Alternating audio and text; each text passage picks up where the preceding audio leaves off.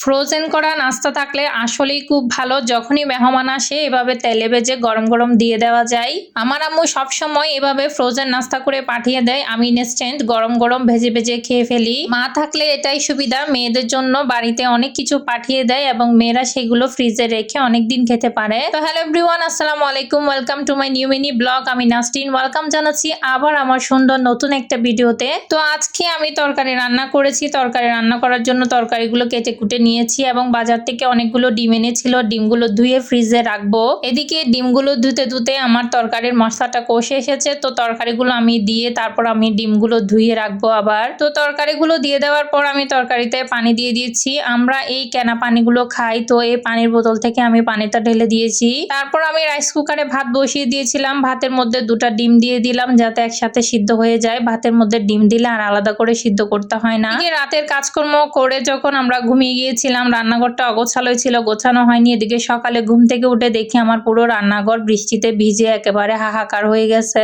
বৃষ্টি পড়লেই আমরা থাকি 5 তলায়, 10 তলা বিল্ডিং এ বৃষ্টি পড়লেও আমার পুরো রান্নাঘরটা থেকে বৃষ্টি আসে জানি না। সবকিছু মুছে আমি তারপর মোছানো কাপড়টা ধুয়ে ফেললাম। তো সবকিছু গোছগাছ করে আমি ইলেকট্রিক চুলার উপর একটা পলিথিন দিয়ে রাখলাম যাতে ওখানে আর পানি না পড়ে। ওইদিকেও কোত্থেকে দেওয়াল ফেটে পানি আসে আমি জানি না। তারপর একটু ফলমূল কেটে নিয়ে খেয়ে নিয়েছি। এরপরে বিকালের দিকে নাস্তায় কি খাবো সেটা চিন্তা করতে করতে ভাবলাম আজকে বৃষ্টি পড়ছে, একটু নুডলস করে নিয়ে খেতে ভালো লাগবে। তো যেই কথা সেই কাজ, আসরের নামাজ পড়ে চলে এসেছি আমি বিকালের নাস্তাটা করে নেওয়ার জন্য। নুডলস করার জন্য এখানে আমি পানি আগে গরম করতে দিয়ে দিয়েছি। নুডলস গুলো ভেঙে নিয়েছি। খুব অল্প পরিমাণে করব আমরা বাসায়, জাস্ট তিনজনের জন্য আমি জাস্ট দুটা নিয়েছি। দুটোতে আমাদের হয়ে যাবে, খেয়ে আরো থেকে যায়। তারপর নুডলসের জন্য এখানে যা যা লাগে আমি সবকিছু কেটে নিচ্ছি। এখানে বড় সাইজের একটা পেঁয়াজ নিয়েছি, ধনেপাতা নিয়েছি, কাঁচামরিচ নিয়েছি, নুডলসের মশলাগুলো দিয়ে দিয়েছি। তো এদিকে আমি মশলাগুলো রেডি করতে করতে নুডলসের পানিগুলো সিদ্ধ হয়ে গিয়েছিল। তো নুডলসের পানিগুলো ফেলে দিয়ে আমি ঠান্ডা পানিতে নুডলসগুলো ধুয়ে নিয়েছি। তো তারপর চলে এসেছি মেইন কাজে, আমি ডিমটাকে ফেটিয়ে নিয়েছি। এভাবে আমি ডিমটা ফেটিয়ে নিয়ে তারপর সব মশলা দিয়ে দিয়েছি। ডিমটাকে আগে ফেটিয়ে নিলে ডিমটা দেখতে খুব সুন্দর লাগে নুডলসের মধ্যে, তখন ডিমগুলো ভালো মতো দেখা যায়। এরপরে টমেটো, মাংস